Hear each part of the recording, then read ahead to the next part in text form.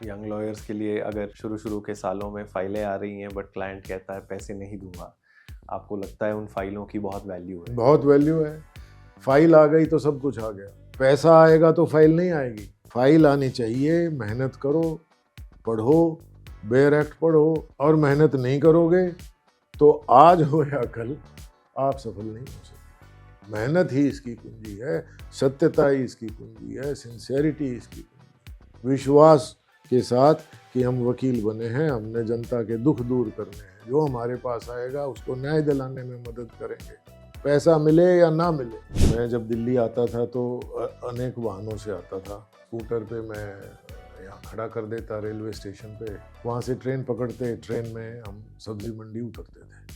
तो ट्रेन में एक डिब्बा होता था जिसमें कीर्तन होता था, धार्मिक रागनियाँ, हरियाणवी रागनियाँ गाते थे, तो मैं उसमें बैठ के आता था। ऊपर एक फट्टा होता था लकड़ी के, पहले होती थी सीटें, वो 3rd क्लास वाली, उसमें बैठ के आ जाता था। उस तरह से मुझे भीड़ में एडजस्ट होना आ गया। और तो ये पूरा कम्यूट कितना टाइम का लगा, घर डोर टू डोर? घर ये से लग लेके जाता था 2 घंटे के करीब, वन वे। एक तरफ। काफ़ी थकाने वाला काम था। दोस्तों के बिना तो जीवन ही नहीं।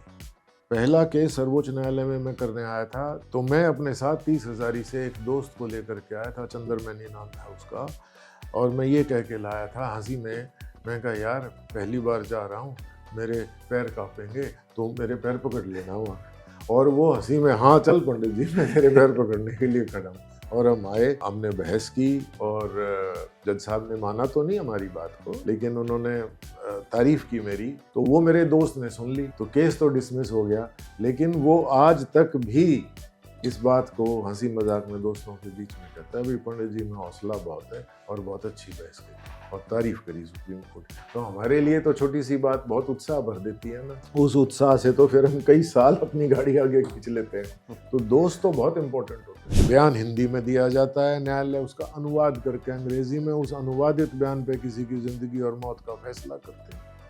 तो इसमें एक त्रुटि है, इसको सुधारने की तरफ हम लोगों ने काम किया है। नमस्कार, लॉ वार्ता की लिटिगेशन टॉक सीरीज के एक और एपिसोड में आपका स्वागत है।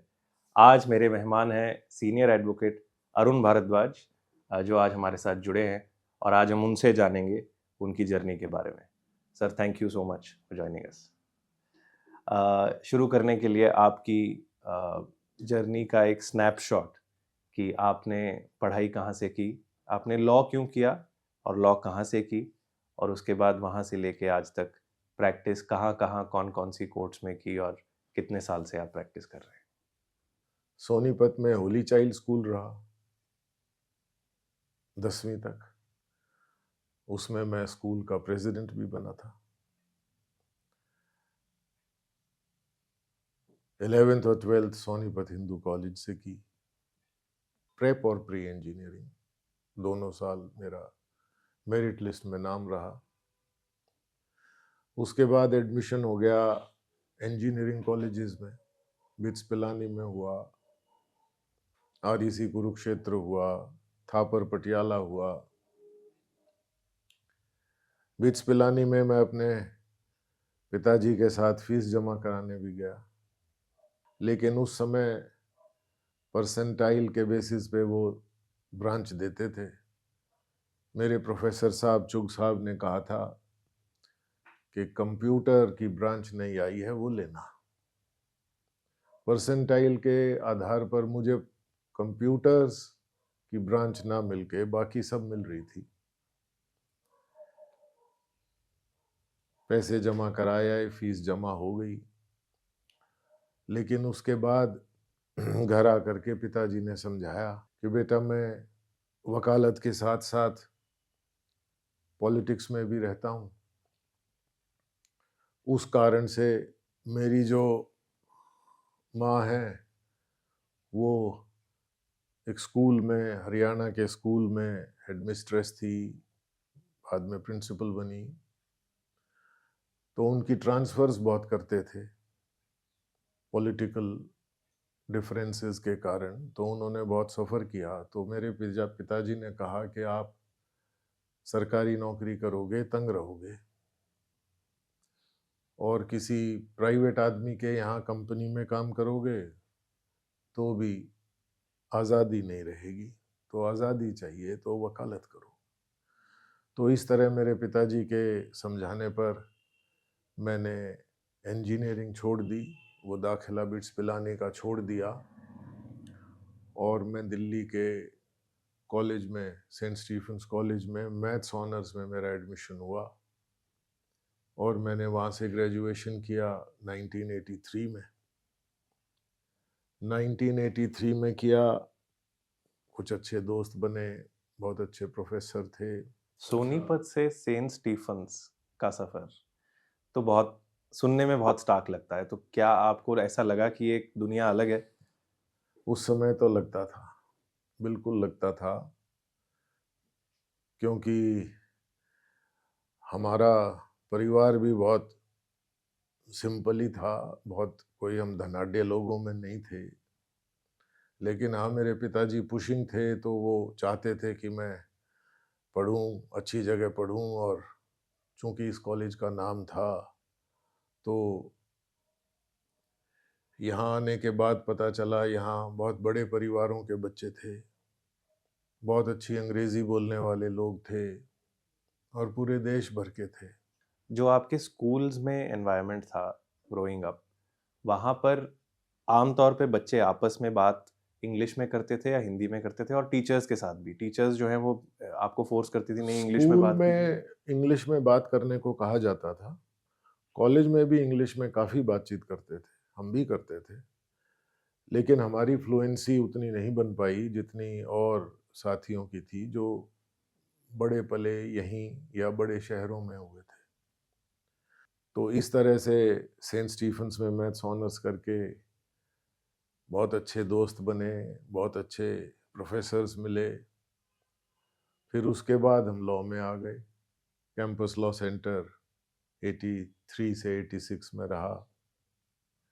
जूडो खेलता था, मुझे याद है हमारी teacher professor Nandita Narayan ma'am थी मैथ्स में, वो भी जूडो करती थी, और हमारे कई साथी, वजीरी साहब थे, बाद में न्यायमूर्ति बने, और कई लोग थे। तो हम लॉन टेनिस वगैरह भी खेलते, और बहुत ज़्यादा पढ़ते तो नहीं थे, थोड़ा पढ़ते थे।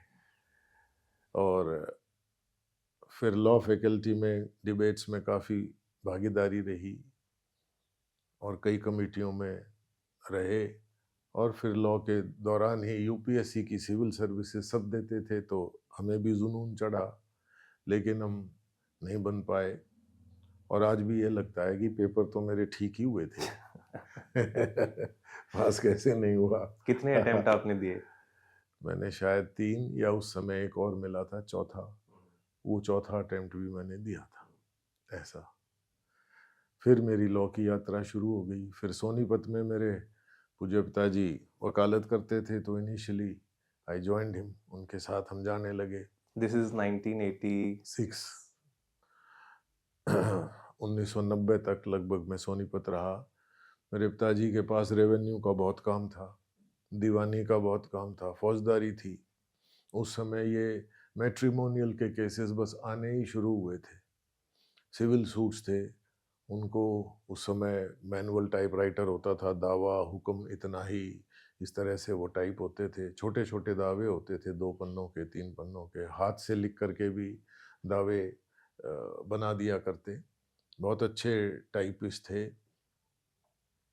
तो इस तरह 4 साल मैंने वहाँ, हमारे पुराने मुंशी जी थे, मांगे राम त्यागी जी थे, बाद में ओमदत्त जी आए, तो उनसे भी बहुत कुछ सीखा। फॉर्म भरना, टिकट लगाना, मिसल मुआयना, जिसको फाइल इंस्पेक्शन कहते हैं, वो मिसल करना। मुआयना? मिसल मुआयना, उस समय फौजदारी के केसों में एक मौका मुआयना भी होता था, अभी मौका देख के आओ क्रिमिनल केस में ज़रूर, तो हम वो भी करते। तो इस तरह से धीरे धीरे बयान करवाना, फिर क्रॉस करना, बहस करना। पंजाब लैंड रिकॉर्ड मैनुअल मैंने पूरी पढ़ी थी। मुझे याद है उस समय एक सीनियर जज साहब थे, उनका नाम शायद धनीराम जी था, तो वो सेशन जज थे सोनीपत। उन्होंने मेरी पंजाब लैंड रिकॉर्ड मैनुअल की जानकारी पर उस समय बड़ी तारीफ की थी। ये एग्रीकल्चरल ज़मीन का बंटवारा हुआ करता, परिवारों में, तो उसके कई नक्शे बनते, नक्शा क, नक्शा ख, नक्शा ग, नक्शा जीम। तो उसमें ऑब्जेक्शंस आते, तो वो मैंने पूरा प्रोसीजर उस समय पढ़ा था, जोर भी लगा था, लेकिन उन्होंने तो वो उत्साह मेरे अंदर भरा उन्होंने, जिसके कारण मैं और आगे फिर जैसे होता है बढ़ते गए, तो मुझे भी अच्छा लगा, मैं भी बढ़ता गया। इस प्रकार से मैं लॉ में प्रवेश पा गया और अपने पिताजी के शरण में रहा, और जैसे जैसे वो बताते गए वैसे करता रहा। लेकिन उस समय फीस हमें कोई नहीं देता था, फीस हमारे पिताजी को पंडित जी कहा करते, पंडित जी को ही देते थे। क्लाइंट्स ये भी चाहते थे कि बहस करने तो पंडित जी आ जाए। तो लेकिन बाद में फिर पिताजी ने कहा भाई चंडीगढ़ हाई कोर्ट है, वहाँ वकालत करनी चाहिए। मुझे बीच में कई केसेस दे करके भेजा उन्होंने, बल्कि 1986 में ही भेज दिया था। अच्छा। हाँ, मेरा पहला केस चंडीगढ़ हाई कोर्ट में रहा, शायद सितंबर 1986 की बात है। तो कवर्ड केस था, पिताजी ने सारे पॉइंट्स बता के, उस समय हम हरियाणा रोडवेज की बस में जाते थे, साइकिल से बस स्टैंड तक जाते, बस स्टैंड से फिर हरियाणा रोडवेज की बस, उस समय सिंगल रोड थी और बसें भी हर जगह रुकती हुई जाया करती, मुझे याद है करनाल तो रुकती ही थी। तो हम पहुंचते वहाँ, फिर चंडीगढ़ हाई कोर्ट में एक छोटी सी अटैची में अपना कोट और टाई लगाया करता, उस समय तो मैं बैंड नहीं था, तो और अपनी फाइल ले जाते। यूनिफॉर्म का पार्ट ही नहीं था बैंड? मतलब वहाँ सोनीपत में नहीं लगाते थे। अच्छा। ऐसा ऐसा था, सभी लोग काली टाई लगाते थे, तो हम भी काली टाई लगाते थे। और वहाँ मैंने बहस की, तो मुझे याद है उस दूसरी तरफ से उस समय एडवोकेट जनरल हुड्डा साहब होते थे, प्रियम्पशन का मैटर था, तो पिताजी ने बता के भेजा था ये इस प्रकार के ये पॉइंट्स हैं, ये बोलना है। तो मैं जैसे ही खड़ा हुआ और मैं बोलने लगा, तो जज साहब ने मुझे सुनते ही टोक दिया। वो शायद केस समझ गए थे, मेरा पॉइंट समझ गए थे, मेरे फेवर में ही कह रहे थे, लेकिन मैं नया नया था, मैं वो सारे पॉइंट्स बोलता रहा जो मेरे पिताजी ने मुझे बताए थे, और मैं रुका नहीं। फिर उन्होंने, जैसे हम देखते हैं आजकल भी कोर्ट्स में जज साहब समझ जाते हैं नया है, पूछा कब की है, मैंने कहा अभी 2-3 दिन पहले ही की है, और उन्होंने फिर मेरे सारे पॉइंट्स सुने और फिर मुझे तारीफ करके कहा बैठ जाइए। फिर दूसरी तरफ से सुना और वो केस मेरे फेवर में हुआ, तो मैं बहुत खुशी खुशी वापस बस पकड़ के सोनीपत आ गए। रात को पिताजी को आके बताया, उस समय मोबाइल फ़ोन वगैरह भी मेरे पास तो नहीं था, होते ही नहीं थे शायद, बाद में आए। तो घर आके ही बताया जी ये हुआ, तो ही वॉज़ वेरी हैप्पी और बड़ा आशीर्वाद दिया। तो इस तरह से फिर वो कहने लगे तुम चंडीगढ़ शिफ्ट करो, लेकिन उन दिनों फिर चंडीगढ़ में, पंजाब में टेररिज्म आ गया था। सॉरी, दादा की प्रैक्टिस चंडीगढ़ में बिल्कुल भी नहीं थी उस नहीं समय? थी, पिताजी भी जाते थे चंडीगढ़। हालाँकि मुझे बहुत ज़्यादा कुछ याद नहीं है, लेकिन पिताजी चंडीगढ़ हाई कोर्ट जाते, पेश होते, उनका अपना एक सर्कल था वहाँ। तो फिर उन्होंने मुझे भी भेजना शुरू कर दिया। बट प्राइमरीली वो सोनीपत में करते? सोनीपत डिस्ट्रिक्ट कोर्ट के वकील थे और बहुत अच्छे जाने-माने प्रसिद्ध वकील थे।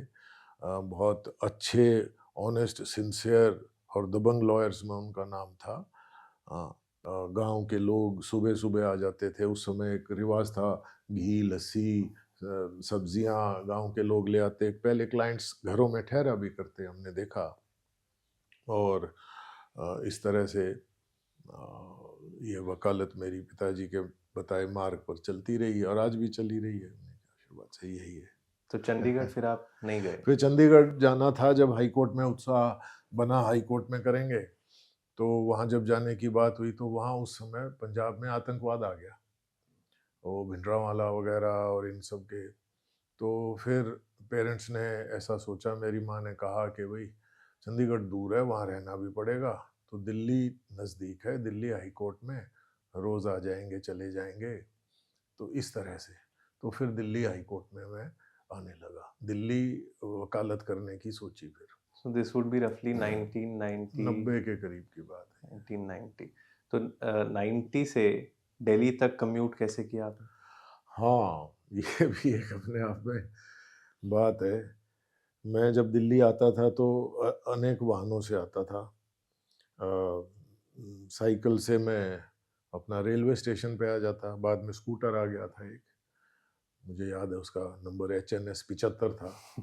तो स्कूटर पे मैं यहाँ खड़ा कर देता रेलवे स्टेशन पे, एक स्टैंड था उसका, 30 रुपया 40 रुपया मंथली किराया था। वहाँ से ट्रेन पकड़ते, ट्रेन में हम सब्जी मंडी उतरते थे। तो ट्रेन में एक डिब्बा होता था जो जिसमें कीर्तन होता था, लोग धार्मिक रागनियाँ, हरियाणवी रागनियाँ गाते थे, तो मैं उसमें बैठ के आता था। ऊपर एक फट्टा होता था लकड़ी के, पहले होती थी सीटें वो 3rd क्लास वाले, उसमें बैठ के आ जाता था। और जूते बड़े आराम से निकालने पड़ते थे ऊपर बैठने के लिए, ताकि ऊपर बैठ करके नीचे वो डस्ट ना गिरे किसी के सिर पे। तो वो सब उस तरह से मुझे भीड़ में एडजस्ट होना आ गया। और सब्जी मंडी आने तक वो लोग अपनी आरती कर लेते थे, कुछ प्रसाद में 2 दाने मिलते, वो खा के फिर हम रेलवे लाइन पार करके और DTC की बस लेके 30 हजारी पहुंच जाते थे। 30 हजारी में वो बैठने ट्रैवल में कितना टाइम लगे बस से लेके 30,000 तक? 20-25 मिनट का वो सफर होता था उस समय। तो ये पूरा कम्यूट कितना टाइम का लगा, घर डोर टू डोर, घर ये से लग लेके? जाता था 2 घंटे के करीब, अंदाजा 2 वन वे? घंटा लग जाता था एक तरफ। काफी थकाने वाला काम था, लेकिन उस समय थकान नहीं लगती थी। रात को तो 9 बजे के बाद बस नहीं मिलती थी, तो कभी कभार ट्रक में भी बैठ कर आए होंगे। इस प्रकार के जो जुगाड़ चलते थे उसमें बैठ के आए होंगे। और बहालगढ़ के बाद तो जो कई बार लॉन्ग रूट की बस में आते तो वो बहालगढ़ से सीधी चली जाती चंडीगढ़। हमें बहालगढ़ से अंदर सोनीपत आना होता तो हम बहालगढ़ उतरते। फिर ये 3 व्हीलर टेम्पो इस प्रकार की सवारियां वहाँ मिलती, या कोई स्कूटर वाला आया, पहले हाथ देने पर लोग रोक देते थे, तो पीछे बैठ के उसने कहीं छोड़ दिया, वहाँ से पैदल अपना घर चले गए या रिक्शा ले ली। शहर जल्दी बंद हो जाता था, 9 बजे के करीब शहर बंद हो जाता था, छोटा सा शहर था। तो इस तरह से हम लोग अपनी वकालत में यहाँ आए। फिर 30 हजारी आया तो चाचा जी मेरी वकालत, चाचा जी मेरे वकील थे दिल्ली में, पंडित बिशन स्वरूप भारद्वाज। तो उनके साथ बैठा तो उनके पास बाहर एक सीट थी। उस समय ऐसी कुर्सी मेज डाल करके लोग बैठते थे, मेरे चाचा भी वहीं बैठते थे। एक चेन सी लगी हुई थी कुर्सी और मेज में, बाद में उनका चेम्बर भी हो गया था, तो या पहले से भी होगा। तो लेकिन मैंने अपने एक दोस्त हैं प्रदीप महाजन, उनसे जब बात की तो उन्होंने बड़ी उदार हृदयता से दिखा करके मुझे अपने चैम्बर में समझो शरण दी। और मैं वहाँ काफ़ी दिन, साल 6 महीने लगभग रहा। 30,000 में था ये 30 चैम्बर? हजारी में, चैम्बर नंबर 285 क्रिमिनल साइड का, उसमें उन्होंने मुझे शरण दी। और मैं वहाँ, फिर मेरे पुराने दोस्त मिल गए, बहुत अच्छे अच्छे दोस्त मिल गए। कोई चुनाव लड़ता 30 हजारी में, कोई क्रिमिनल का वकील था, कोई सिविल का था। तो वहाँ रोज़ बातें सीखी, लेकिन बातें तो सीखी, मुकदमा कोई नहीं आया। मुकदमा नहीं आया। मुकदमा मुझे सबसे पहला दिया मेरे फूफा जी हैं अरुण शर्मा जी, उनके थ्रू, उनके जानकार का एक केस मेरे पास आया। कोई पुल बंगश के पास का सिविल सूट था जो चल रहा था, पेंडिंग था। किसी चर्च के बराबर की बिल्डिंग में खिड़की खुल गई थी, तो खिड़की ने हवा या धूप, कुछ उस प्रकार से प्राइवेसी, ये मुद्दे उसमें बने। और वो बाद में पता चला क्रॉनिक लिटिगेंट था, उसको सारे प्रोसीजर्स का, कोर्ट्स का पता था। तो तय हुआ भाई 100 रुपये देगा हर हर तारीख पे। तो हम बड़े खुश हो के आते, भाई आज तारीख है 100 रुपये मिलेंगे। यहाँ उन दिनों हड़ताल वड़ताल का बड़ा ज़माना था, वहाँ आते तो कहते हड़ताल होगी जी, तो 100 रुपये भी गए। तो अगले 6 महीने की तारीख लगती, तो मुंह लटकाए घूमते रहते। तो इस तरह से फिर बाद में मेरे एक साथी रहे,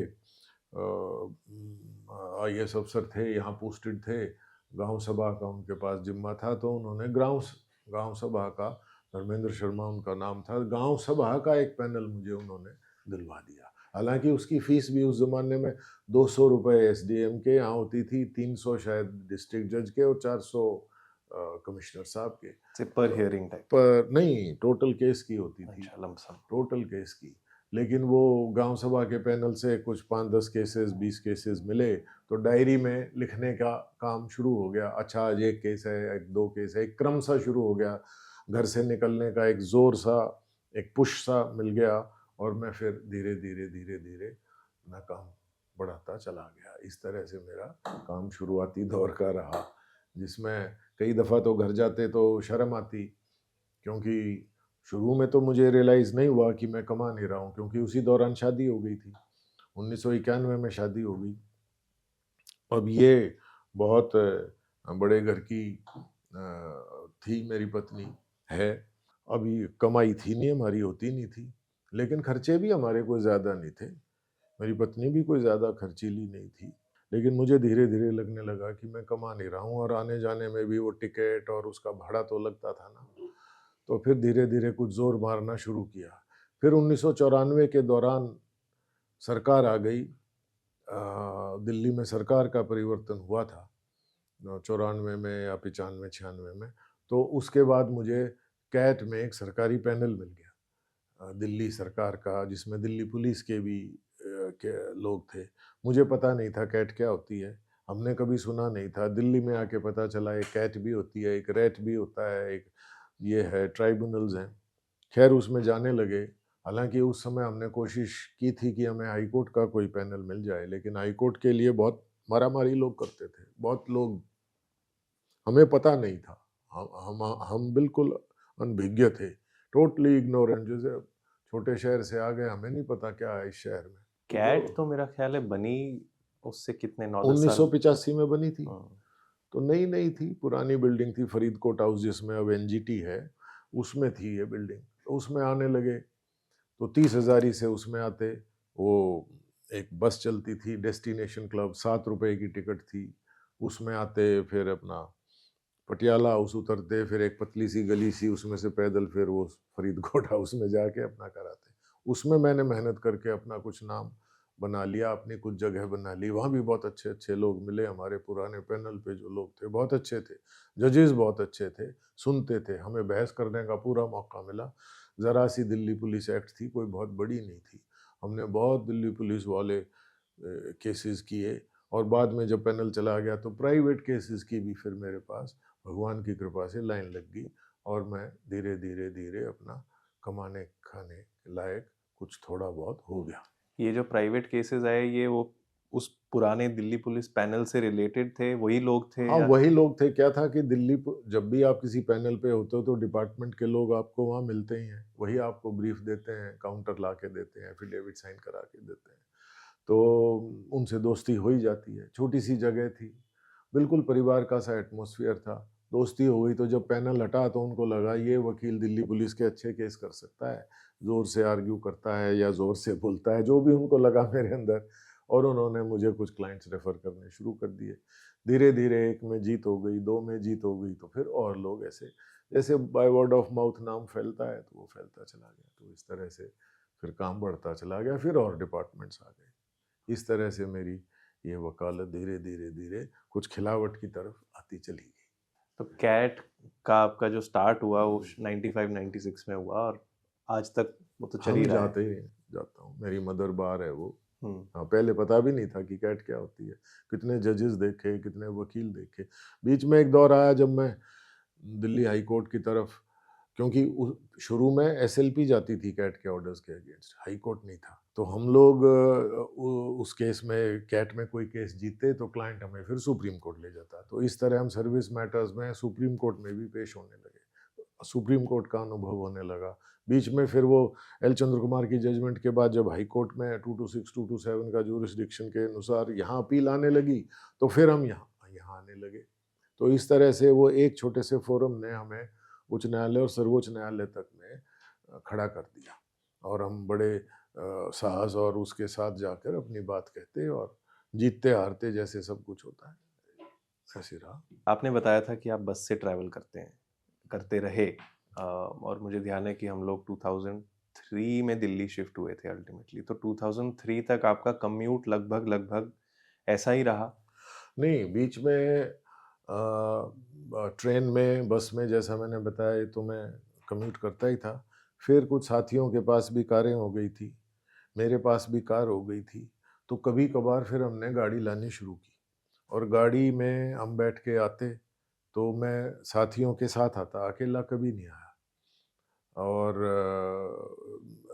केस डिस्कस करते हुए भी आते, बल्कि जब मैं अपने साथ बिठा करके मेरे साथी जाते वापस, तो हम लोग अपने फाइलों के काउंटर या प्लेंट पिटिशंस, ओरिजिनल एप्लीकेशंस उसको पढ़ते चले जाते, एक चला लेता एक पढ़ लेता। तो मेरे केसेस की तैयारी भी उस समय में होती थी, क्योंकि समय बहुत कम मिलता था। हम जब घर पहुंचते थे तो बच्चे सोए मिलते थे। हाँ। मतलब दूर से दिल्ली में जो वकील आता है सराउंडिंग डिस्ट्रिक्ट से, मेरठ, रोहतक, गाजियाबाद, पानीपत, सोनीपत, गुड़गांव, फरीदाबाद, इनमें क्योंकि समय लगता है, 1.5 से 2 घंटा एक तरफ लगता है, तो बहुत बड़ी कुर्बानी समझो ये परिवार इनके लिए देता है, इनको एस्टैब्लिश करने के लिए। तो इसी तरह से हमारे बच्चों को भी, भाई जब तक हमारी दादा दादी थे उन्होंने और फिर हमारे माता पिता ने ही सारा सपोर्ट दिया, जिससे कि हम उतना समय निकाल पाए। मैं तो सामाजिक संगठनों में भी चला गया था, भारत विकास परिषद में था सोनीपत, तो उनकी बैठकें होती। कई दफ़ा तो 8 बजे या 9 बजे लौट के आए तो उनकी बैठकों में जाना पड़ता। दिल्ली में या अधिवक्ता परिषद ज्वाइन कर लिया था तो अधिवक्ता परिषद की बैठकें करके जाते। बहुत सारा काम छोटा-छोटा जैसा भी रहता है। तो समय समाज को जो देगा और दूर से जो आएगा जाएगा, उसको परिवार के लिए समय नहीं मिलेगा। परिवार तो उसका छूट ही जाता है। परिवार तो फिर उनकी पत्नी चलाएँगी और उन्हीं के बलबूते पे हम कर पाए, ये भी असलियत है। सभी लोग ऐसे ही करते हैं। तो जब वो कार जर्नीज़ जो थी, उसमें आपने बताया कि कुछ लोगों की तैयारियाँ हो जाती थी। तो कितने लोग थे आप लोग जो साथ में आते थे, ट्रैवल करते थे? 3, 4, 5 लोग तो मुझे खूब अच्छे से याद हैं। अभी हमारे साथी संजीव नसीर अब बार काउंसिल के मेंबर हैं आजकल। एक शुरू में अत्री थे, उनकी डेथ हो गई बाद में। अनिल राठी थे, वो रोहिणी में प्रधान रहे। और माथुर साहब थे।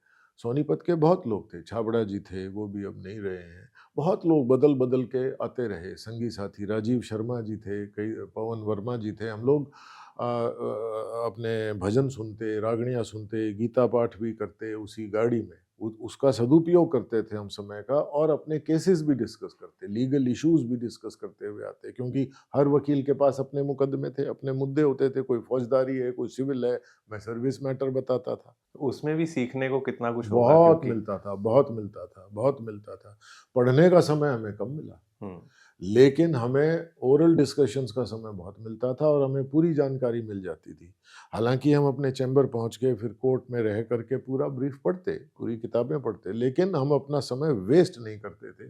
कार का या ट्रेन का या बस का, उसमें भी हम कुछ ना कुछ काम करते थे, पॉज़िटिव काम करते थे।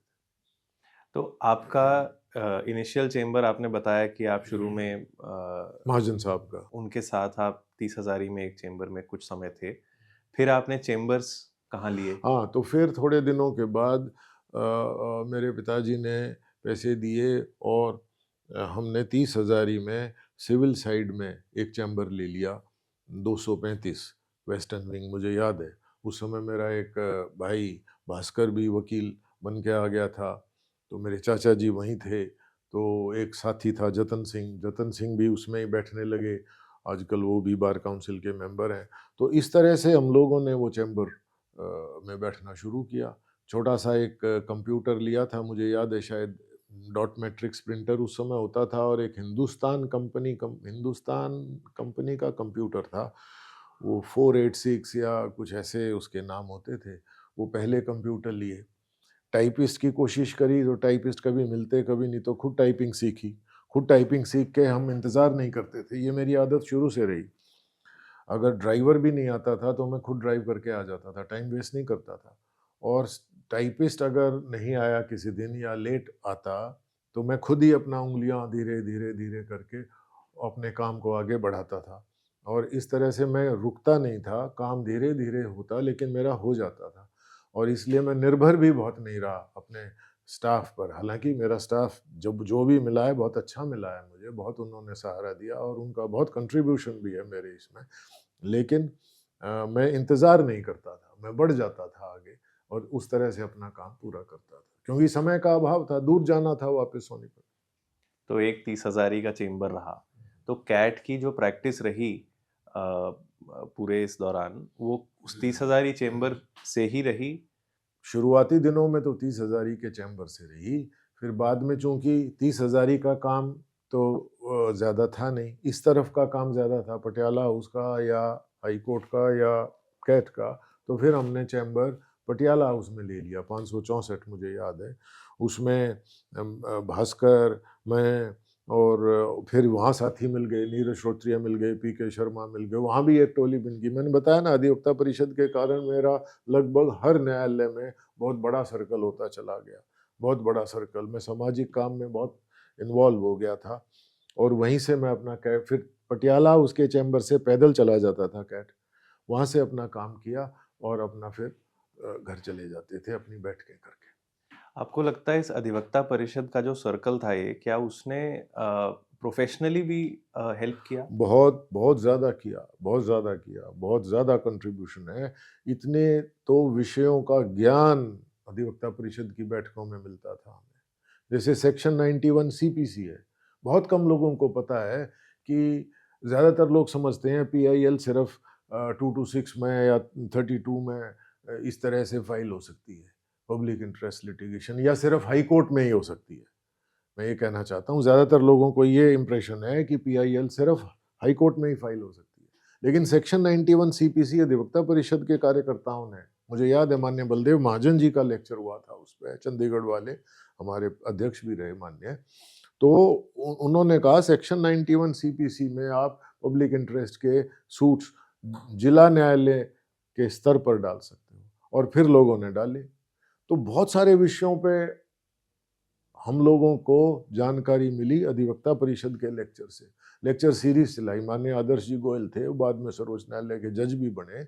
इतने जस्टिस रामा जॉयस थे, जस्टिस जितेंद्र वीर गुप्ता थे, हम उनको सुनते थे तो हम लोगों में बड़ा उत्साह था और हम नए नए जब मुद्दे पढ़ते उस पर काम करते। देशभक्तों के जहाँ जहाँ झगड़े होते हमारी टोलियां लगती। हमने जितने देश और धर्म से जुड़े हुए, संस्कृति से जुड़े हुए कोर्ट्स में मुद्दे आए, उन पर टोली बना करके काम किया। चाहे वो राम सेतु का था, चाहे वो अयोध्या जी का रामलला का डिस्प्यूट था, चाहे धारा 370 का था, चाहे वो ब्लास्ट केसेस थे, कितने ही थे। तो टोलियां बनती थी, उसमें टोलियों में काम करने से हमें इलेक्ट्रॉनिक एविडेंस, हमें क्रिमिनल केस, हमने जो सिविल लिटिगेशन, हमने कोस्टल एरियाज के लॉज, हमें जम्मू कश्मीर के बॉर्डर, और चूंकि अधिवक्ता परिषद की टोलियां देश के हर जिले में थी, इसलिए हमें बॉर्डर पर क्या हो रहा है वो सारी सूचना सीधे आती थी। और वकीलों के पास न्यायालय में सारे शहर की खबरें होती हैं, हर न्यायालय में उस शहर की पूरी घटनाक्रम उनके पास सुबह से शाम तक होता है, हर गांव का ब्यौरा होता है। तो ऐसे जानकारी आती, टोलियां बनती, मंथन करते, और हम उन विषयों पे बहुत उत्साह से बढ़ चढ़ करके काम करते। आज जीवन में मैं ये समझता हूँ कि मैंने अपना जीवन वेस्ट नहीं किया। मैंने समाज को और अपने दोस्तों के साथ मिल करके एक देशभक्ति का जो कुछ भी काम हो सकता था मैंने किया है। संघ के प्रचारकों ने हमारा मार्गदर्शन किया, मान्य सूर्य किशन जी थे, मान्य कमलेश सिंह जी थे, अब ये हरिबोरीकर जी आ रहे हैं, अरुण जी थे कश्मीर। हम लोगों ने कभी रात देखी नहीं, दिन देखा नहीं। मेरठ से आते थे सौरभ शमशेरी, मेरठ से आते शायद 3 घंटे लगते थे इनको, 3 घंटे लगते थे। भूपेंद्र यादव जी की बच्चियां कितनी छोटी थी, 9 साल उन्होंने कैसे देश भर में प्रवास किया। भरत जी की बच्चियां छोटी थी, 12 साल से प्रवास कर रहे हैं अपनी जेब से पैसा लगा के। लोगों को लगता है कोई पैसा देता है, कोई नहीं पैसा देता हमें। मेरे पास तो थोड़े से ही होते थे। सोनीपत से बैनर बनवा के ले जाता था मैं अधिवक्ता परिषद का। वो हिंदू कॉलेज के बाहर एक पेंटर बैठते थे, पीला कपड़ा 1 मीटर का, उस पर 60-70 रुपए का। हम लोग खुद करते थे, गिरीश कटपालिया और कितने लोग थे। और आज भी कितने ही सीनियर हो गए हो लोग, पुरानी टोली आज भी मिल जाए तो देश के काम के लिए कोर्ट्स में कुछ भी काम करने को तैयार है। इतना जुनून, इतना उत्साह उनके अंदर भरा हुआ। तो वहाँ से अब मैं हाई कोर्ट की तरफ थोड़ा सा आना चाह रहा हूँ कि जैसे आपने बताया कि आपके चेम्बर्स रहे 30,000 पटियाला उसमें, फिर हाई कोर्ट में जो आपका रेगुलर आना शुरू हुआ वो कब हुआ? एक तो आपने बताया कैट की वजह से, एल चंद्र कुमार के बाद हाँ, आपके। उसमें तो आते ही थे। फिर बहुत ज़्यादा तो मेरा परमानेंट तो अब ये 2014 में जब स्टैंडिंग काउंसिल बना तब तो रहना ही वहाँ हो गया। उसके साथ ही मुझे एडिशनल एडवोकेट जनरल का चार्ज मिला। हरियाणा सरकार की तरफ से मैं सर्वोच्च न्यायालय में वकालत करता था, तो लगभग रोज़ सर्वोच्च न्यायालय में जाना और उच्च न्यायालय में जाना, और तमाम तरीके की रिट्स हैं, या फौजदारी के भी केसेस थे, इनके एनआईए के थे, ईडी के थे, आर्बिट्रेशन के थे, कमर्शियल, सब तरीके के मुकदमों में फिर आना जाना रहा। वहीं एक सरकारी चैम्बर भी मिल गया था, वहीं बैठना होता था। तो हर रोज़ चंडीगढ़ से अफसर आते, उनकी फाइलें, उनके केसेस देखते, और इस तरह से मेरा फिर ट्राइब्यूनल तो बल्कि उन दिनों मेरा छूट ही गया था। लगभग 10 साल ट्राइब्यूनल से मेरा कोई वास्ता फिर रहा नहीं, समय ही नहीं था। साथ में संगठन का काम था, बीच में एक भाषा का विषय दे दिया गया था, उस विषय पे मैं काम करने लगा था। देश भर में प्रवास था, लगभग मेरे ख्याल सभी प्रांतों में घूमना हुआ होगा। तो नियमित था उच्च न्यायालय और सर्वोच्च न्यायालय, डेली था।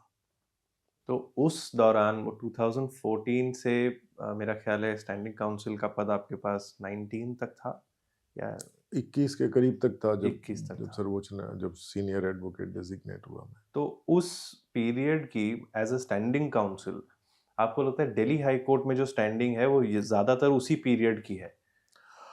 हाँ, गहरी जो हम्म। उपस्थिति है वो उसी पीरियड की है, क्योंकि उसमें डेली होना होता था, हर रोज ही 5-10 केसेस लगे होते थे।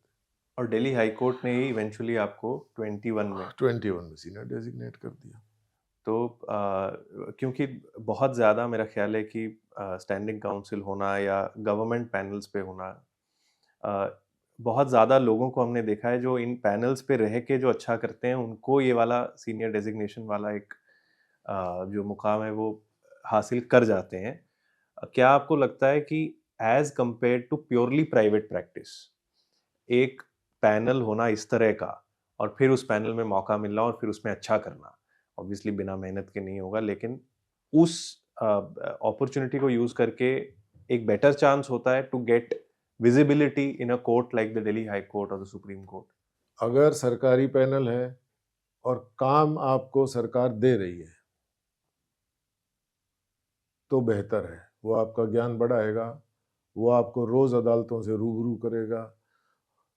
कितने ही ऑनरेबल जजेस की नॉलेज को आप हर रोज जब अपीयर होते हो तो देख पाते हो, उनकी उनकी तारीफ कर पाते हो कि बहुत विद्वता है हमारे न्यायाधीशों में, कितनी मेहनत करते हैं। तब आपको पता चलता है हमारे जजेस रात को 12-12 बजे तक, 1-1, 2-2 बजे तक फाइलें पढ़ते हैं। तो बहुत विद्वान न्यायाधीश हमने देखे, बहुत ही विद्वान, बहुत ही सरल, बहुत ही शांत स्वभाव के। और अलग अलग ऑफिसर से आपका अलग इंटरेक्शन? अलग ऑफिसर्स, हर केस में सामने दूसरे वकील खड़े हैं, अलग मुद्दा है, अलग न्यायमूर्ति हैं। और इवेंचुअली शायद क्योंकि जजेस ही आपको डिसाइड करते हैं कि आप सीनियर एडवोकेट बने या ना बने। वो तो एक प्रक्रिया है। वो उच्च न्यायालय ने हमको सीनियर एडवोकेट डेजिग्नेट किया। निश्चित तौर पे मुझे तो नहीं मालूम था सीनियर डेजिग्नेट होना अ, इतनी बड़ी बात समझते हैं लोग, लेकिन अब धीरे धीरे ऐसा लग रहा है कि बहुत बड़ा सम्मान माननीय उच्च न्यायालय से प्राप्त हुआ है। क्योंकि मेरा ख्याल है आपने अप्लाई ही 2019-20 वाली कोविड मैंने वाली बताया साइकिल ना, में किया। हमें मालूम ही नहीं रहता था। हमें छोटे शहरों से आने के कारण हम लोगों को बहुत बातों से हम दूर रहते थे, वो बातें पहुंचती ही नहीं थी।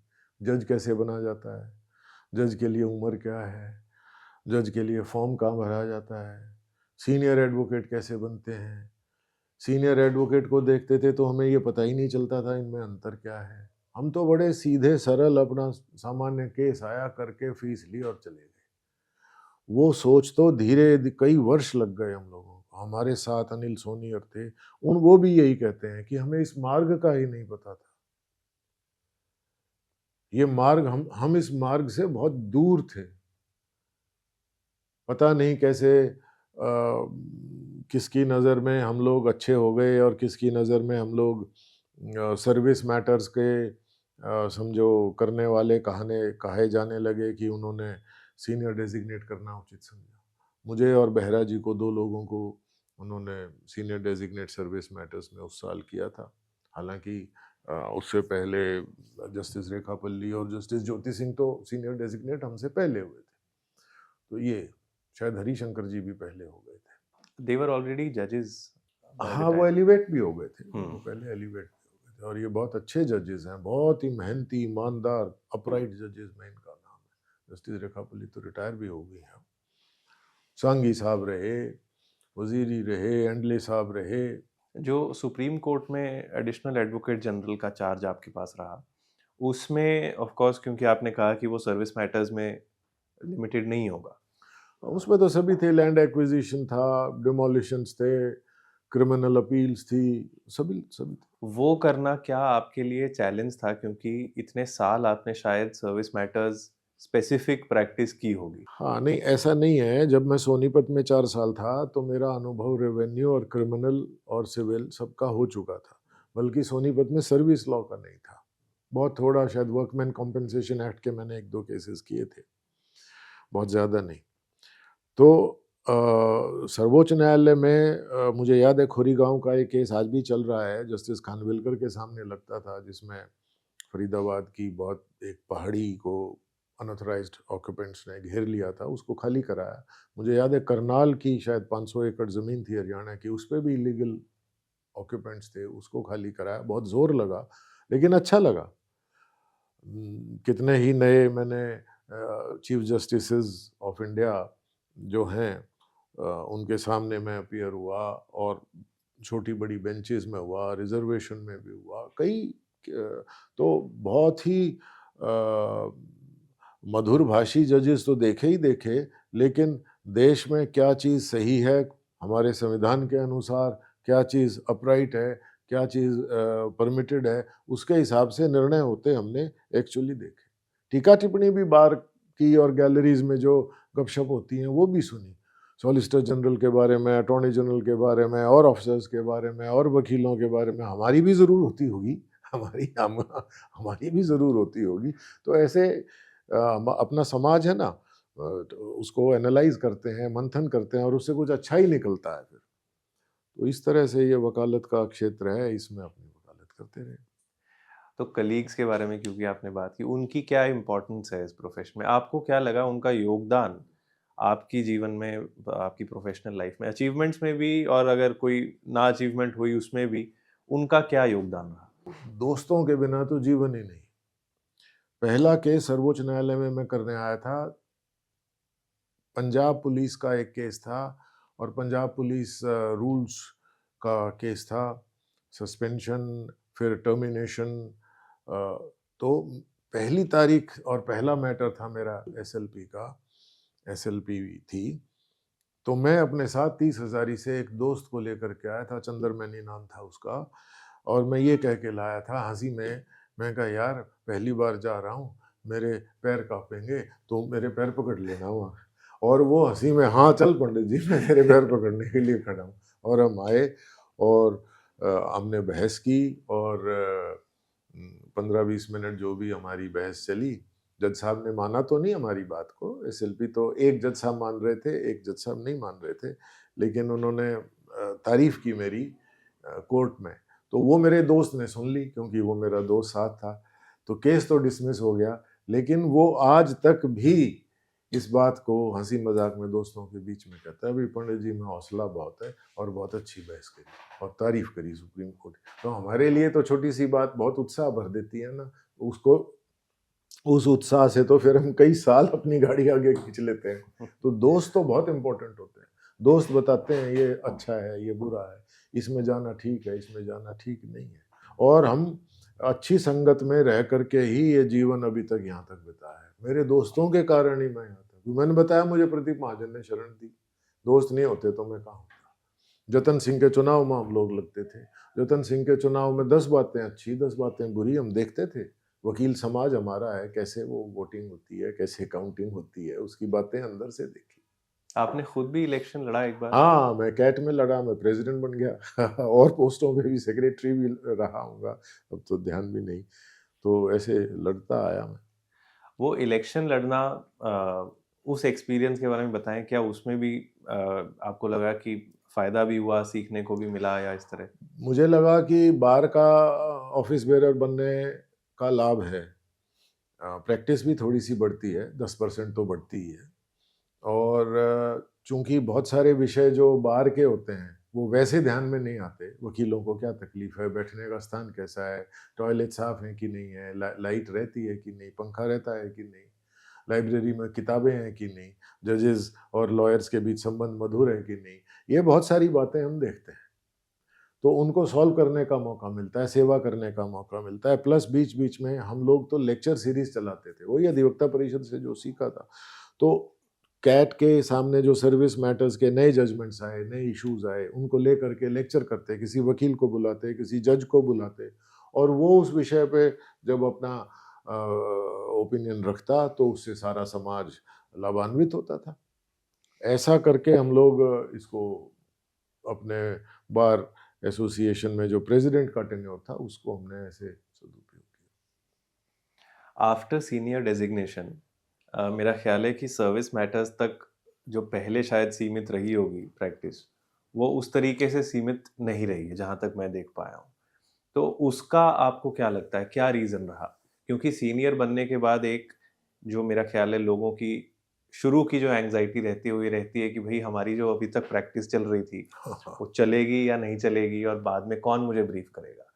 तो आपको किसने ब्रीफ़ किया? आपको क्या लगता है कि वो सर्कल जो था आपका, वो कौन-सा सर्कल है जो आपको ब्रीफ़ करता रहा? जैसे जब मैं सीनियर डेजिग्नेट हुआ तो सबसे पहला तो काम ये हुआ कि स्टैंडिंग काउंसिल से इस्तीफा देना पड़ा, क्योंकि आप फाइलिंग और वकालतनामा साइन नहीं कर सकते।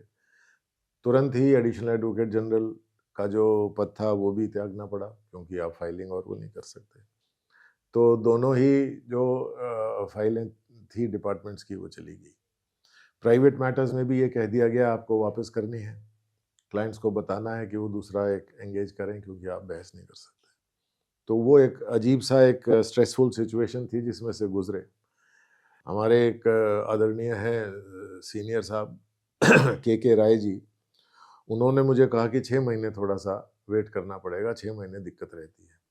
बहुत सरल आदमी, बिहार के, बिल्कुल धरातल से जुड़े हुए, और अच्छी बातें और अच्छा मार्गदर्शन मेरा करते रहे। तो 6 महीने उन्होंने कहा तो मैं थोड़ा उदास तो हुआ कि अब 6 महीने दाल रोटी कैसे चलेगी भाई। तो लेकिन प्रभु की कृपा रही या मेरा जो सर्कल बना हुआ था वो रहा।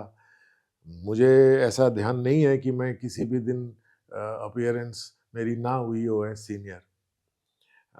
हो सकता है शुरुआती दिनों में मैं कुछ उन केसेस में गलती से अपीयर हो गया हूँ जो मेरे चल रहे थे, लेकिन शायद मैंने न्यायालय में जा कर के यही कहा कि साहब मैं दूसरा लॉयर आएंगे तो तारीख दे दीजिए। कुछ इस प्रकार की शुरुआती दौर में मेरा ज़रूर रहा होगा, लेकिन बाद में मेरा जो सर्कल था, मेरा ट्राइब्यूनल का सर्कल, जो लोग मुझसे प्रेम करते हैं, जो लोग मुझे काबिल समझते हैं, जो लोग मेरे साथ रहे, उच्च न्यायालय के, सर्वोच्च न्यायालय के, पूरी दिल्ली में, देश भर में वकील रहे।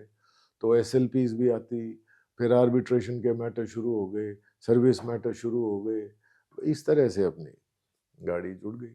मुझे ध्यान है कि जैसे आर्बिट्रेशन मैटर्स शायद पहले आपने बिल्कुल नहीं किए होंगे या किए थे? मुश्किल से बहुत थोड़े किए थे, बहुत थोड़े। हरियाणा के एस डबल ए जी तो कुछ किए थे, आर्बिट्रेशंस में अभी जाते भी थे, उनकी कोर्ट केसेस भी किए थे, लेकिन बहुत ज़्यादा नहीं किए थे। लेकिन अब एज अ सीनियर एडवोकेट तो आर्बिट्रेशन के मैटर्स बढ़ गए, आप आर्बिट्रेटर भी रह चुके हैं खुद। आर्बिट्रेटर भी रह चुके। इसमें जैसे आपने बताया कलीग्स के बारे में कि उनकी काफ़ी भूमिका रही।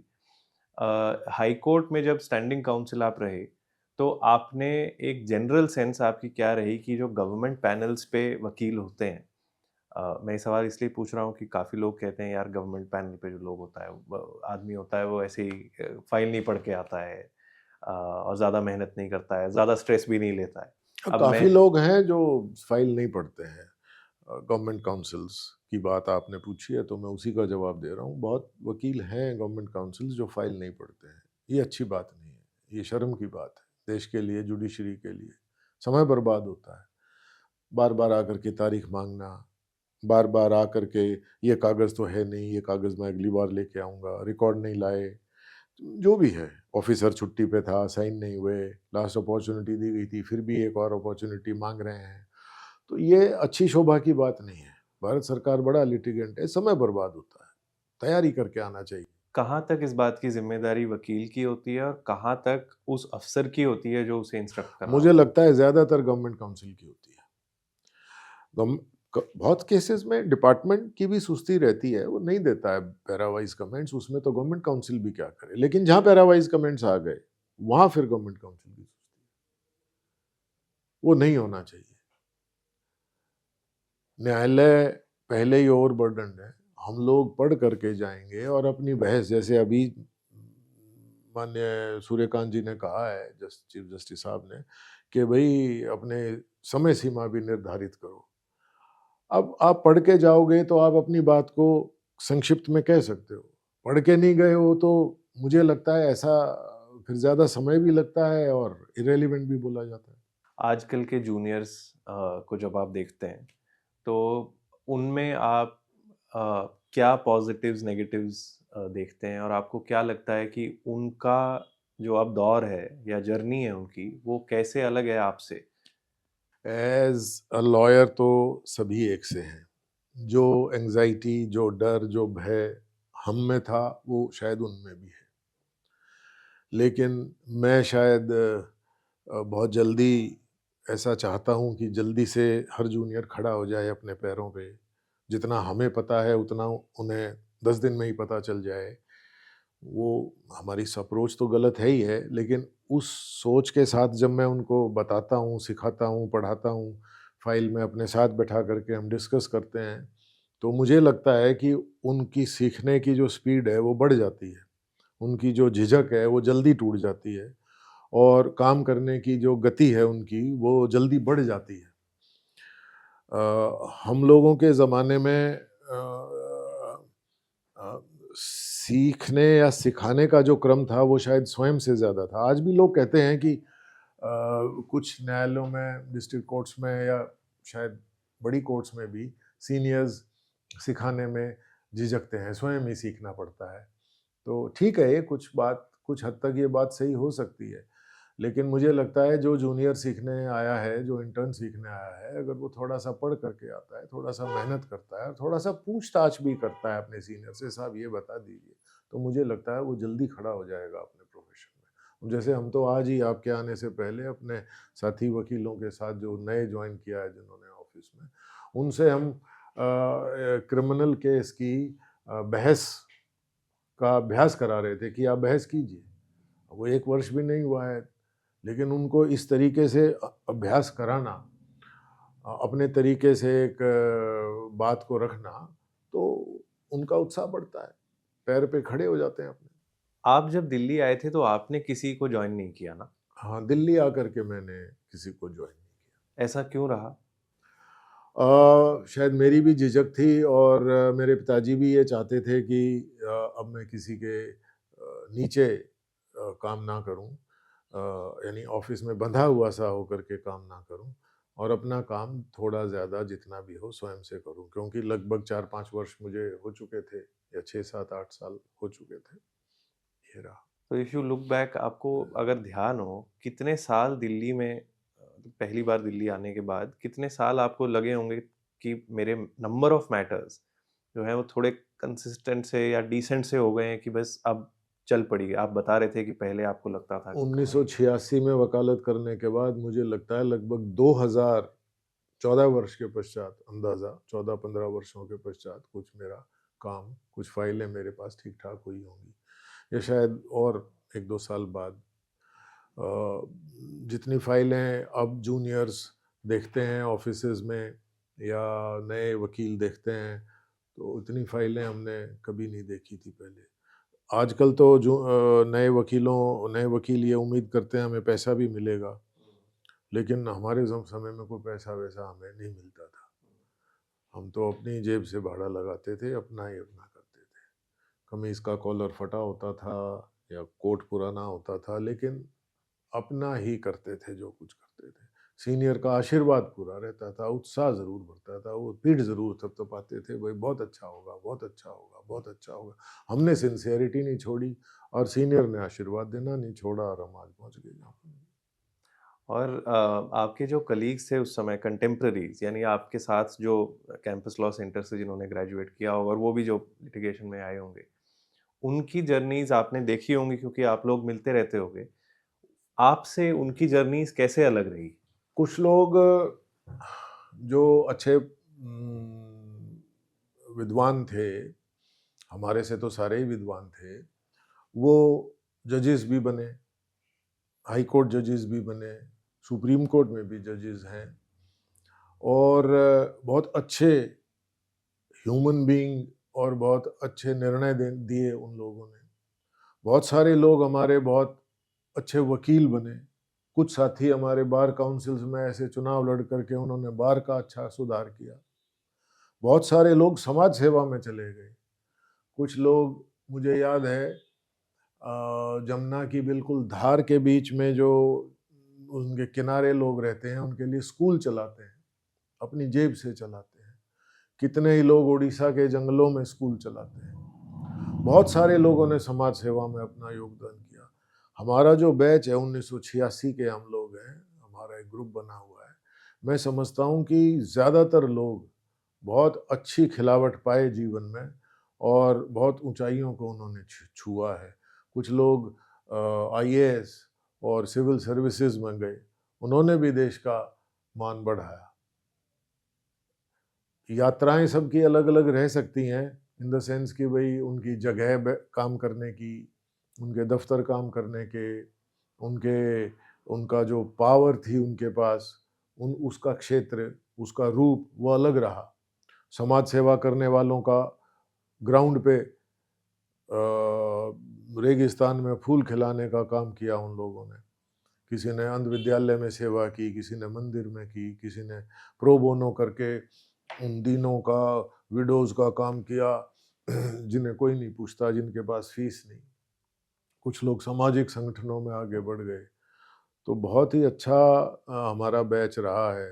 मतलब I am proud of my batch, ऐसा मैं कह सकता हूँ। जो शुरू के इयर्स हैं इन प्रैक्टिस, उसमें भी आप लोग मतलब जब आप दिल्ली आए और आपको मालूम होगा कि उस समय आपके कंटेम्प्रेरीज क्या कर रहे हैं, उसमें क्या आपको ऐसा लगा कि आपकी जर्नी और उनकी जर्नी अभी अलग चल रही है? कुछ लोग होंगे, मुझे नहीं पता उस समय कितना पॉपुलर था ये कि हम एक सीनियर सीनियर एडवोकेट को या किसी सक्सेसफुल एओआर के ऑफिस में ज्वाइन कर लें एज अ जूनियर और 7-7 8-8 साल तक या 10 साल तक वहाँ रहें और फिर वहीं से निकल के अपनी प्रैक्टिस एस्टैब्लिश करें। ये था हमारे साथी कहा करते भाई, वो वकील मॉडल टाउन में बाबा गुरचरण जी नाम था शायद उनका, वो बड़े फेमस वकील हैं भाई। लेखी साहब बड़े फेमस हैं और उनको ज्वाइन कर लो। सूद साहब हैं और एक पुराने थे पीडी शर्मा जी, करप्शन के तीसदारी में। तो ऐसे बातें तो होती थी। और ये बात कि हाँ, हमारा एक साथी ट्रेडमार्क में आगे चला गया, एक साथी किसी और फील्ड में आगे चला गया, वो दूसरे को जो एक भावना रहती है कि मैं भी आगे बढ़ूं, वो तो भावना रहती ही थी। वो तो चाहे किसी भी उम्र में हो, वो तो रहेगी। लेकिन वो इस प्रकार की नहीं थी कि वो कैसे चला गया, बढ़ने की थी। और साथी बैठते बताते ऐसा करो ऐसा करो, तो उससे फिर नई नई बातें, नए विचार और नई दिशा मिलती, फिर व्यक्ति बढ़ता। देखो, वकालत की एक बात मुझे याद आ गई, मैं बताता हूँ। इसी दौरान 14 के करीब हम लोगों को संगठन ने कहा भी भाषा का काम करना है। तो हम भारतीय भाषा अभियान के नाम से एक संगठन टोली बना करके माननीय अतुल कोठारी जी के नेतृत्व में हम लोगों ने ये काम करना शुरू कर दिया। तो भाई, भारतीय भाषाओं में हमारी न्याय प्रणाली काम करे, इस प्रकार का एक ध्येय लेकर के हम चले गए भी। जनता को न्याय जनता की भाषा में मिलना चाहिए। अंग्रेजी भाषा में जब न्यायमूर्ति बोलते हैं या निर्णय आते हैं तो उन लोगों को समझ नहीं आता जिनका झगड़ा था, जो कोर्ट में आए न्याय मांगने आए, उन्हें पता ही नहीं चलता। महिलाएं हैं, घरेलू महिलाएं हैं, मछुआरे हैं, जो पिछड़ा वर्ग है, उनको नहीं पता चलता न्यायाधीश महोदय क्या पूछ रहे हैं। तो हमने कहा भाई, ये अपनी भाषाओं में ही कार्यवाही होनी चाहिए, बयान अपनी भाषाओं में हो, निर्णय अपनी भाषाओं में हो। इस मूवमेंट को लेकर के हम चले। तो हम लोग राज्यपालों से मिलते, मुख्यमंत्रियों से मिलते, जजेस से मिलते, कार्यक्रम संगोष्ठियाँ यूँ कराते, यात्राएं करते, लिटरेचर बांटते, नुक्कड़ नाटक करते। बहुत इसमें जोर लगा और बहुत हमने प्रयास किया। तो हमारी जो टोली थी उसको एक दिन समय मिल गया महामहिम राष्ट्रपति जी से मिलने का। तो मुझे याद है माननीय अतुल कोठारी जी के नेतृत्व में मैं और 2-3 लोग, हम लोग राष्ट्रपति भवन के अंदर जा रहे थे। मैं उस बात को अभी तक भूलता नहीं। और आगे आगे माननीय अतुल कोठारी जी थे और पीछे मैं अपने संविधान और 2 एक पुस्तकें लेकर के, मैं काला कोट पहन करके गया। जा करके बैठ गए। महामहिम जी आए। 2-4 मिनट की औपचारिक बातचीत के पश्चात मुझे माननीय अतुल कोठारी जी ने इशारा किया, आप विषय रखिए। तो मुझे याद है कि आधे घंटे से भी अधिक समय तक मैंने इस विषय को रखा कि हमारी जो न्याय प्रणाली है वो उसमें भारतीयता होनी चाहिए, भारतीय भाषाओं में न्याय होना चाहिए।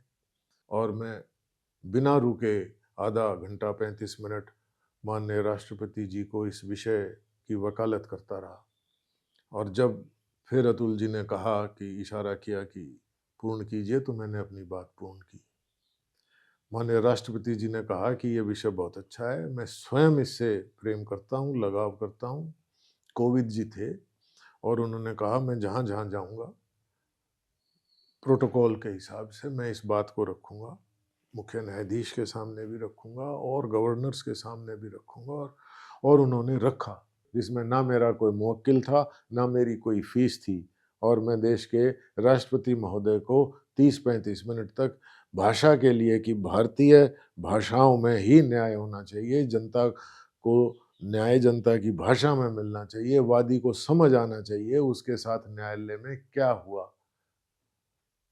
अब आज जजमेंट आ जाता है अंग्रेजी में, जनता को पता ही नहीं चलता है फैसला इधर हुआ है कि उधर हुआ है। बयान हिंदी में दिया जाता है, न्यायालय उसका अनुवाद करके अंग्रेजी में उस अनुवादित बयान पे किसी की जिंदगी और मौत का फैसला करते हैं। तो इसमें एक त्रुटि है, इसको सुधारने की तरफ हम लोगों ने काम किया है। आशा है अब तो माननीय प्रधानमंत्री जी और बहुत सारे including the chief justice of India, बहुत सारे लोगों ने इस बात को कहा है और कई निर्णय अब तो वेबसाइट्स पर भारतीय भाषाओं में उपलब्ध हैं। ये इसकी आंदोलन की जीत है। तो इस तरह से कार्य सामाजिक भी हम करते रहे और अच्छा लगा। एक आखिरी जो सवाल मैं पूछना चाह रहा था, जो मैंने बहुत सारे सीनियर एडवोकेट्स को बोलते हुए सुना है इंटरव्यूज़ में, कि लीगल प्रोफेशन को आप 4 हिस्सों में बाँट सकते हैं। ये इस तरह की एक कहावत सी बन गई है कि मुझे याद नहीं वो कुछ ऐसा है कि भई पहले हिस्से में only work and no money, and then second हिस्से में lot of work some money. ऐसे करते-करते फिर आखिरी हिस्से में है कि भई नो वर्क और very little work and lot of money. तो ये आपको लगता है कि this is an accurate description of the legal profession?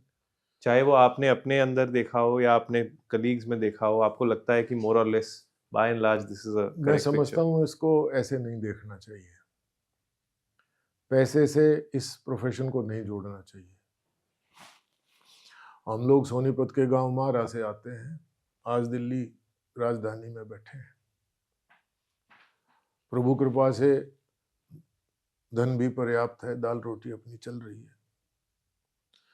मैं समझता हूं कि वकालत का प्रोफेशन एक सेवा करने का प्रोफेशन है, एक सत्यता को स्थापित करने का प्रोफेशन है, एक ईमानदारी का प्रोफेशन है, मेहनत करने का प्रोफेशन है। जिस भी वकील ने अपनी फाइल ईमानदारी से पढ़ी और जिस भी लॉयर ने सिंसियर होकर के अपने क्लाइंट का पक्ष कोर्ट में रखा, हार हुई हो या जीत, उस वकील का नाम फैला, उस वकील को यश मिला और उसकी गाड़ी कभी रुकी नहीं। पैसा तो कॉन्सिक्वेंशियल है, फाइल होगी, मेहनत करोगे, सिंसियर रहोगे, पैसा आपके पास अपने आप आएगा। मेहनत नहीं करोगे, सिंसियरिटी नहीं रखोगे, तो ना वकालत हुई, और सिर्फ ध्यान पैसे की तरफ चला गया। मैं इसको इस प्रकार से नहीं बांटता हूँ, मैं तो ये बांटता हूँ भाई शुरुआती दौर पे मेहनत ज़्यादा करो, शुरुआती दौर में सिंसेरिटी को रखना सीख लो, अपने मूल्यों को बनाना सीख लो, और फिर ये अपने आप जीवन भर आपके साथ रहेंगे। और चाहे वो राजनीतिक पद हो, चाहे पैसा हो, चाहे सामाजिक यश हो, ये सब चीज़ें आपको ये फाइलें देती चली जाएंगी, बशर्ते आप इनके साथ ईमानदारी से बर्ताव करो, इनके प्रति ईमानदार रहो। तो यंग लॉयर्स के लिए अगर शुरू के सालों में फाइलें आ रही हैं बट क्लाइंट कहता है पैसे नहीं दूंगा, आपको लगता है उन फाइलों की बहुत वैल्यू है? बहुत वैल्यू है। फाइल आ गई तो सब कुछ आ गया। पैसा आएगा तो फाइल नहीं आएगी, फाइल आएगा तो पैसा अपने आप आ जाएगा। फाइल आनी चाहिए, मेहनत करो, पढ़ो, बेयर एक्ट पढ़ो, रिसर्च करो, बहुत अच्छे से तैयारी करके मेहनत करके कोर्ट में जाके बहस करो। जीत आपकी ही होगी, आज नहीं तो कल ये सफलता आपके पैर चूमेगी। और मेहनत नहीं करोगे तो आज हो या कल आप सफल नहीं हो सकते। मेहनत ही इसकी कुंजी है, सत्यता ही इसकी कुंजी है, सिंसेरिटी इसकी कुंजी है। विश्वास के साथ कि हम वकील बने हैं, हमने जनता के दुख दूर करने हैं, जो हमारे पास आएगा उसको न्याय दिलाने में मदद करेंगे, पैसा मिले या ना मिले। प्रो बोनो भी तो यही है, हम सेवा करेंगे अपने क्लाइंट की, हम अपने क्लाइंट के लिए वचनबद्ध हैं, हम इसको न्याय दिलाएंगे, लड़ेंगे इसके लिए अदालत में। ये भाव अगर हो जाएगा, जूनियर हो या सीनियर हो, तो उसकी जय जयकार। और अगर पैसा कितना आ रहा है, पैसा इस पे ध्यान जाएगा, मैं नहीं समझता वो वकील या कोई भी इंसान दूसरा भी हो, वो कभी दूसरे की नज़रों में इज्जत पाएगा। बहुत बहुत धन्यवाद आपका। बहुत बहुत धन्यवाद आप सभी का, अगर अब तक आप हमारे साथ जुड़े हैं। और इस वीडियो को लाइक करें, शेयर करें, कमेंट करें, इस पे हमें बताएं अगर आपको लगता है कि और गेस्ट्स हैं जो जिनके साथ हमें इंटरव्यू करना चाहिए। और हम सभी कमेंट्स पढ़ते हैं और कोशिश करते हैं कि आपके रिकमेंडेशंस को फॉलो करें। Thank you so much. ठीक है, थैंक यू।